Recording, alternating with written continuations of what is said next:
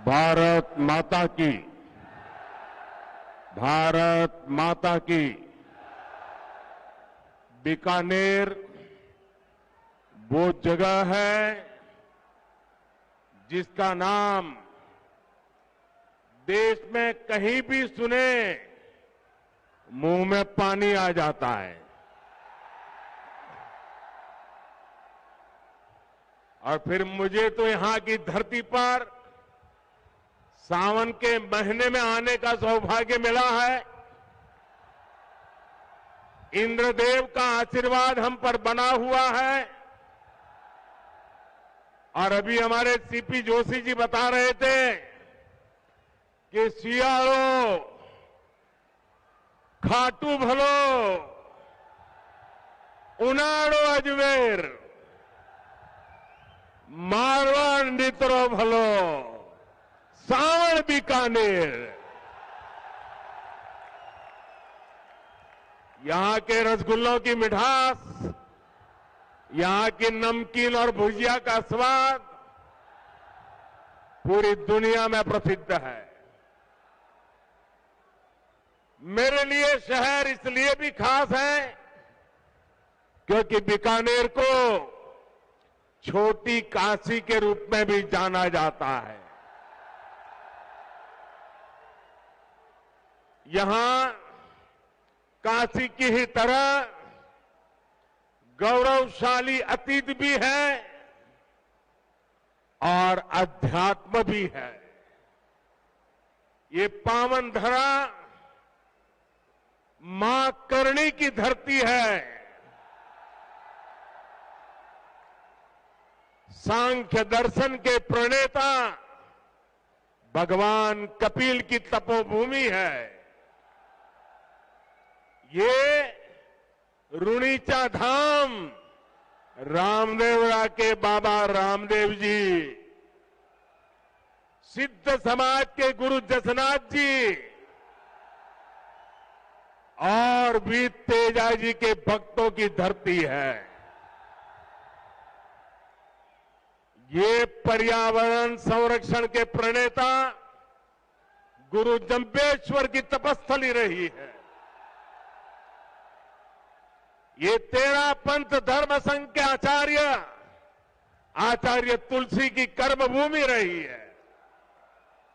और यहां पुनरासर बालाजी का आशीर्वाद तो प्रत्यक्ष ही मिलता है। इन सभी देवों और संतों को मैं श्रद्धापूर्वक नमन करता हूं। आप सब इतनी बड़ी संख्या में यहां आए और अभी जैसे बताया 4-4, 5-5 घंटे से कड़ी धूप में आप आशीर्वाद देने के लिए मौजूद हुए। मैं जितना आपका आभार व्यक्त करूं उसके लिए मेरे पास शब्द कम पड़ रहे हैं। मैं फिर एक बार हृदय से आपका आभार व्यक्त करता हूं, धन्यवाद करता हूं। साथियों, ये उत्साह बताता है। मैं ऊपर देख रहा हूं, वहां तक लोग ही लोग हैं। ये उत्साह बताता है कि राजस्थान में मौसम का पारा ही नहीं चढ़ा है, बल्कि कांग्रेस सरकार के खिलाफ जनता का पारा भी चढ़ चुका है। और जब जनता का पारा चढ़ता है तो सत्ता की गर्मी उतरते और सत्ता बदलते भी वक्त नहीं लगता। साथियों, अभी कुछ ही देर पहले मुझे राजस्थान के विकास के लिए 24,000 करोड़ रुपए की विकास परियोजनाओं के लोकार्पण शिलान्यास का अवसर मिला। अमृतसर जामनगर एक्सप्रेसवे को राजस्थान में पड़ने वाला 500 किलोमीटर से लंबा सेक्शन अब शुरू हो गया है। इसके पहले दिल्ली मुंबई एक्सप्रेसवे के दिल्ली दौसा लालसोट सेक्शन का भी शुभारंभ हुआ था। राजस्थान की कनेक्टिविटी के लिए जितना काम भाजपा सरकार ने किया है उतना पहले कभी नहीं हुआ है। पिछले 9 वर्षों में केंद्र सरकार जितनी भी योजनाएं लाई हैं, हमारी कोशिश यही रही है उनका ज्यादा से ज्यादा लाभ राजस्थान को मिले। हमने देश भर के गरीबों के लिए 4 करोड़ पक्के मकान बनाए। इसमें से करीब 20 लाख घर राजस्थान के मेरे गरीब भाइयों बहनों को मिला है। 20 लाख घर। हमने देश भर में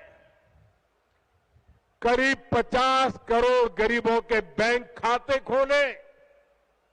इस वजह से राजस्थान के 3 करोड़ गरीबों को पहली बार बैंक की सुविधा मिली। कोरोना के मुश्किल समय में यही बैंक खाते गरीबों की सबसे बड़ी ताकत बने। भाई और बहनों, विकास पूरी तरह से जनता तक तब पहुंच पाता है जब देश और प्रदेश की दोनों सरकारें साथ मिलकर ईमानदारी से काम करें। पिछले 4 वर्षों में राजस्थान में हालात इसके बिल्कुल उलट रहे हैं। हम दिल्ली से योजनाएं यहां राजस्थान में भेजते हैं, लेकिन यहां जयपुर में कांग्रेस का पंजा उस पर झपटा मार देता है। कांग्रेस को राजस्थान के लोगों की परेशानी से, आपकी दिक्कतों से कोई लेना देना नहीं है। अब आप देखिए, घर घर पीने का साफ पानी पहुंचाने की भाजपा सरकार की योजना से भी अब कांग्रेस सरकार को परेशानी है। जिस राजस्थान को जल जीवन मिशन में सबसे टॉप पर होना चाहिए था, वो सबसे धीमा करने वाले राज्यों की लिस्ट में शामिल है। आज देश के 130 से ज्यादा जिले ऐसे हैं जहां 100% घरों में नल से जल पहुंचा है। इनमें से पूरे देश को 130 जिले, और इसमें से राजस्थान का एक भी जिला नहीं है। अब आप मुझे बताइए, क्या राजस्थान के लोगों ने कोई गुनाह किया है क्या? किस बात की सजा दे रहे हो? क्या राजस्थान के लोगों ने कोई गलती की है क्या? क्या आपको नल से जल मिलना चाहिए, नहीं मिलना चाहिए? आपके घरों में पानी आना चाहिए कि नहीं आना चाहिए? देश के 130 जिलों में हो रहा है, आपका एक जिला तो होना चाहिए कि नहीं होना चाहिए था? साथियों, गलती राजस्थान के लोगों की नहीं, गलती यहां की कांग्रेस सरकार की है। कांग्रेस सरकार ने 4 सालों में राजस्थान का बहुत नुकसान किया है। और ये बात कांग्रेस के नेता भी अच्छी तरह जानते हैं। राजस्थान में कांग्रेस की हार इतनी सुनिश्चित है कि यहां की सरकार अभी से बाय बाय मोड में आ गई है। मुझे पता चला है कि कुछ मंत्री विधायक तो अभी से अपने सरकारी बंगले खाली करके अपने खुद के घरों में शिफ्ट होने लगे हैं। अपनी हार पर इतना भरोसा सिर्फ कांग्रेस के नेता ही कर सकते हैं। साथियों, पुरानी कहावत है कि दिया बुझने से पहले जोर से लपलपाता है। अपनी हार के डर से कांग्रेस भी ऐसा ही कर रही है।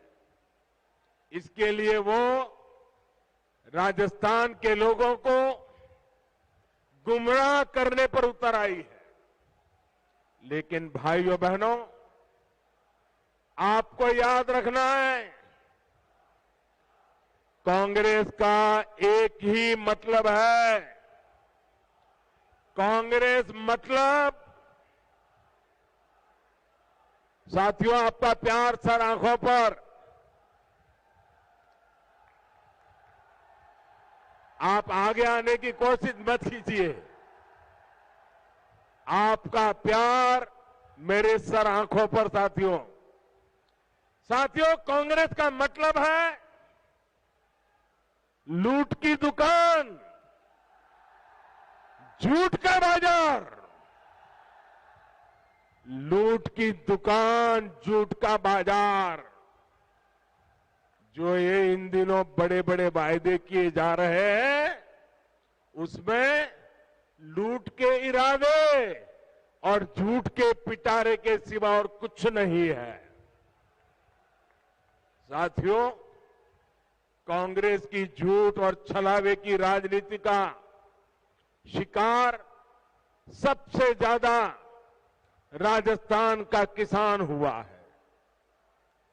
आप मुझे बताइए, पिछले चुनाव में कांग्रेस ने किसानों का कर्ज माफ करने का वादा किया था।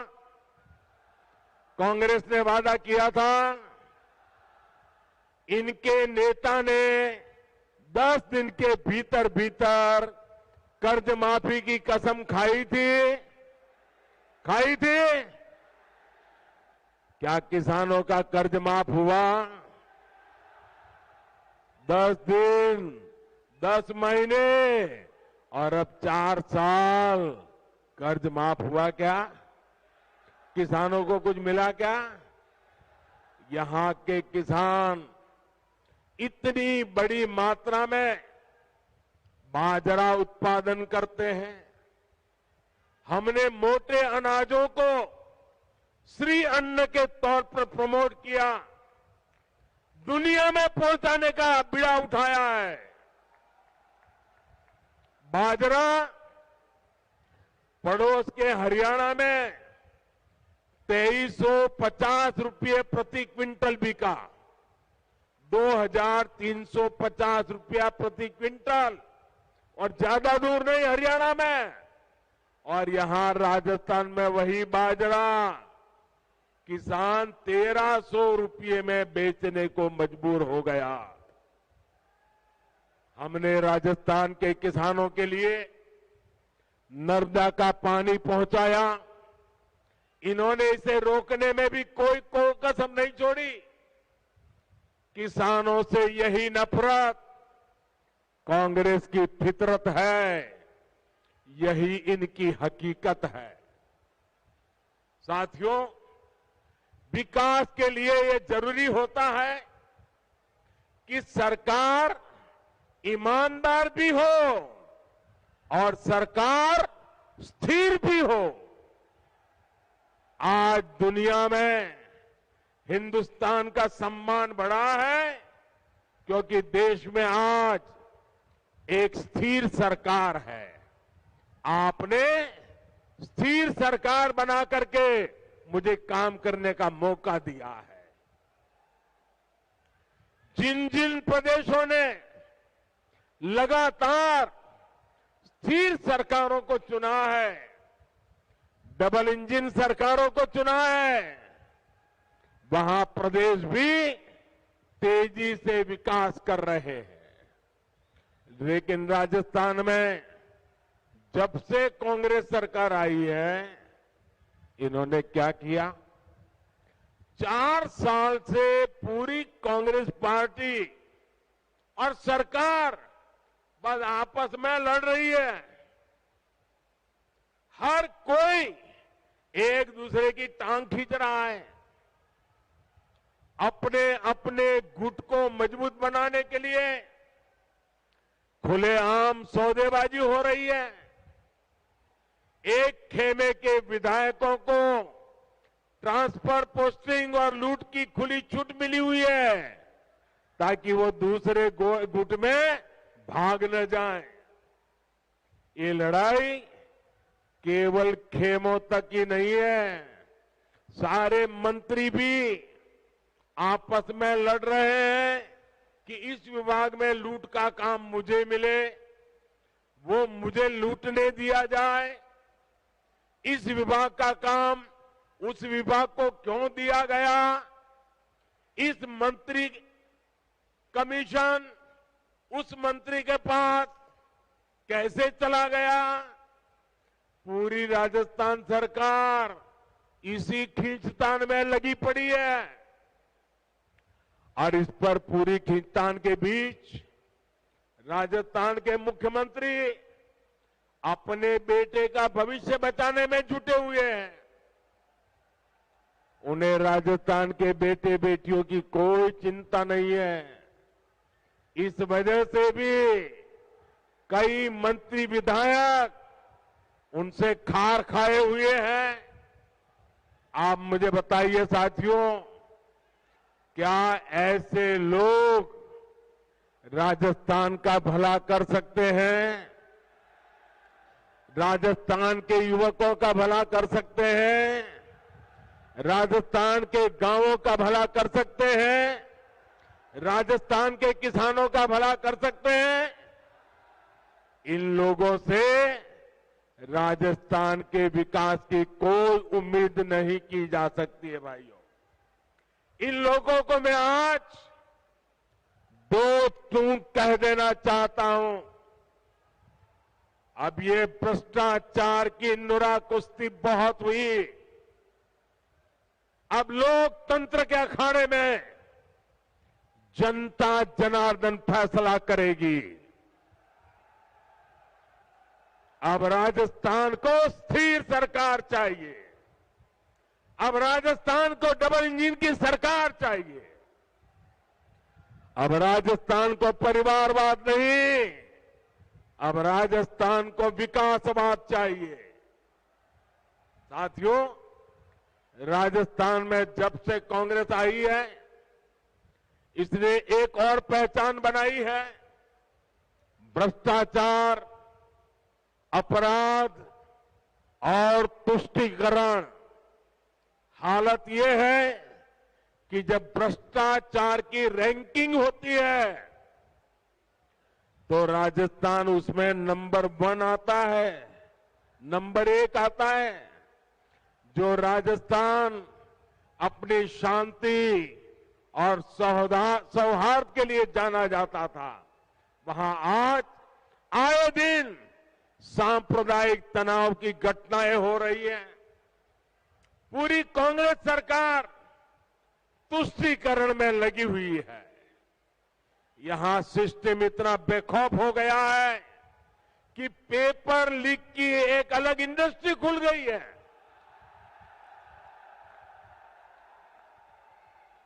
अब तक 17 बड़ी परीक्षाओं के पेपर लीक हो चुके हैं। यानी यहां युवाओं के भविष्य से खुलेआम खिलवाड़ हो रहा है। साथियों, हर जगह स्कूल कॉलेजों को राजनीति से बाहर रखा जाता है ताकि बच्चों का भविष्य खराब न हो। लेकिन राजस्थान में कांग्रेस की लूट ने शिक्षण संस्थानों को भी नहीं बख्शा।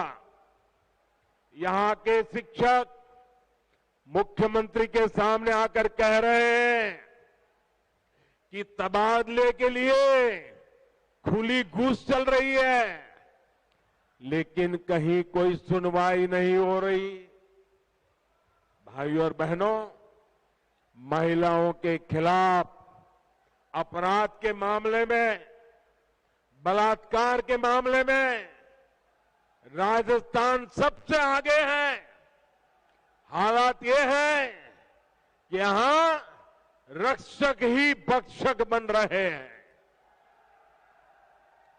और दुर्भाग्य ये कि बलात्कार और हत्या के आरोपियों को बचाने में पूरी सरकार जुटी हुई नजर आती है। अपने वोट बैंक की राजनीति के लिए हमारी बेटियों पर गलत नजर डालने वालों को कांग्रेस संरक्षण दे रही है। राजस्थान के लोग कांग्रेस के इन पांवों को अब ज्यादा बर्दाश्त नहीं करेंगे। ये महिलाओं के सम्मान की, उनकी आन बान की धरती है। ये राजस्थान की धरती है। ये मां पन्ना धाय की धरती है।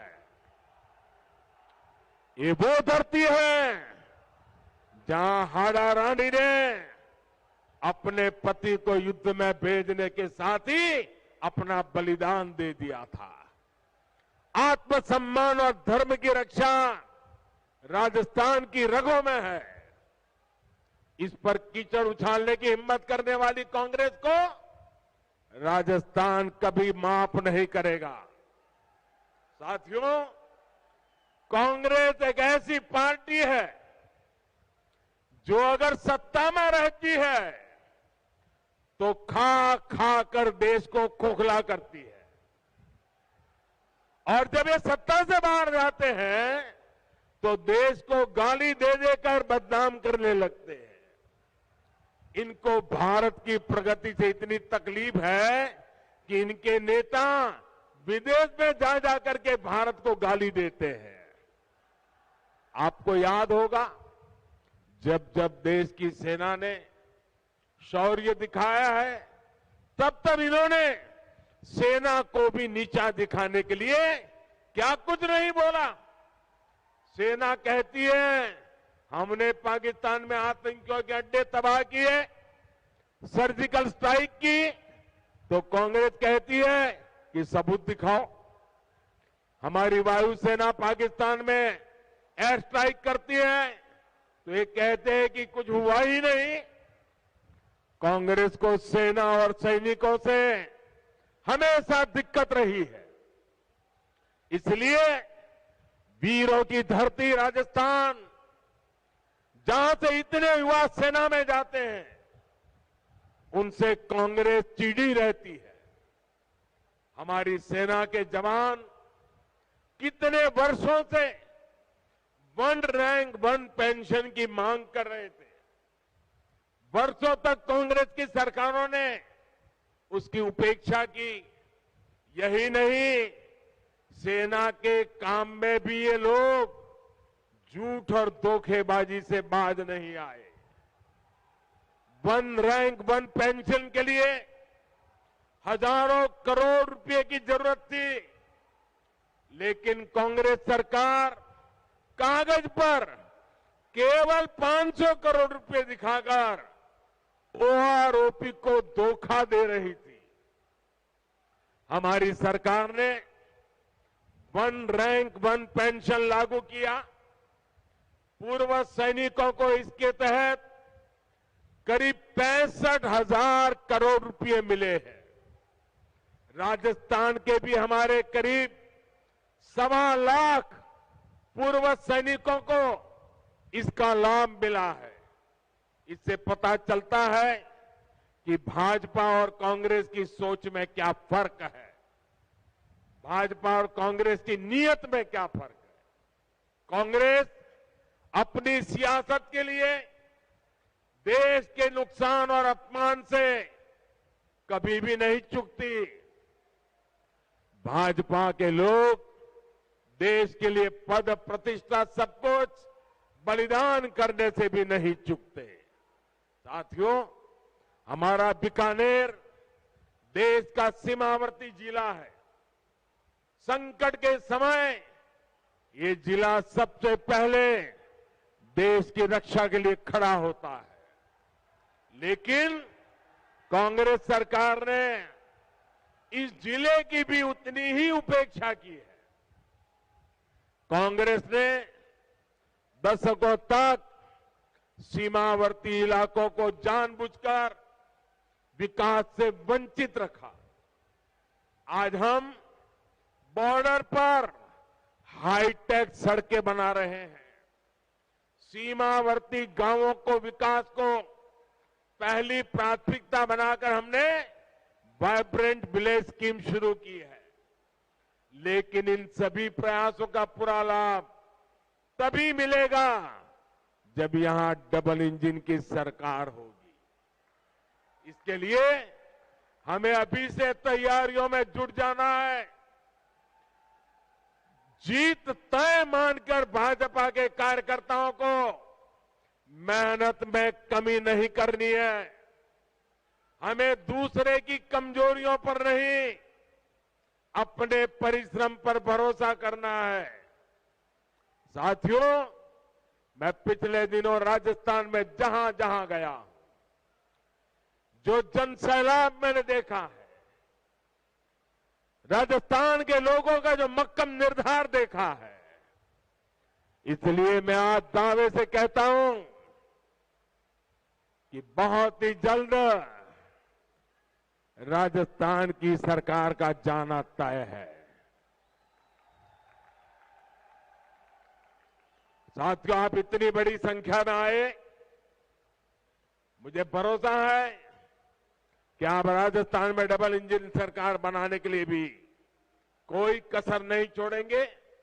इसी विश्वास के साथ आप सभी का बहुत बहुत धन्यवाद। मेरे साथ पूरी ताकत से बोलिए, दोनों हाथ ऊपर करके बोलिए, भारत माता की, भारत माता की, भारत माता की। और जैसे अभी हमारे बीकानेर के सांसद मेघवाल जी नवरंग की बात करते थे, इस नवरंग को चमकाने के लिए इस शुभ अवसर पर मैं आप सबसे आग्रह करता हूं, अपना मोबाइल फोन निकालिए, उसका फ्लैश चालू कीजिए और इस नवरंग का प्रकाश लोगों को पहुंचाइए। हर किसी के मोबाइल फोन का फ्लैश चालू कीजिए। शाबाश। दूर दूर तक हर एक के मोबाइल का फ्लैश चालू करिए। बोलिए भारत माता की, भारत माता की, भारत माता की। बहुत बहुत धन्यवाद।